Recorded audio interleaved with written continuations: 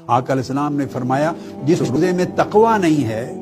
اور جب روزے دار روزہ رکھ کے جھوٹ بولنے سے پرہیز نہیں کرتا، غیبت چغلی سے پرہیز نہیں کرتا، گالی گلوچ سے پرہیز نہیں کرتا، زبان کے فسق و فجور سے پرہیز نہیں کرتا، آنکھ اور دیگر اپنے اعضائے جسمانی کے گناہ سے پرہیز نہیں کرتا، تو آقا علیہ السلام نے فرمایا کہ اللہ پاک کو تمہارے بھوکا اور پیاسا رہنے کی کوئی حاجت نہیں۔ تو گویا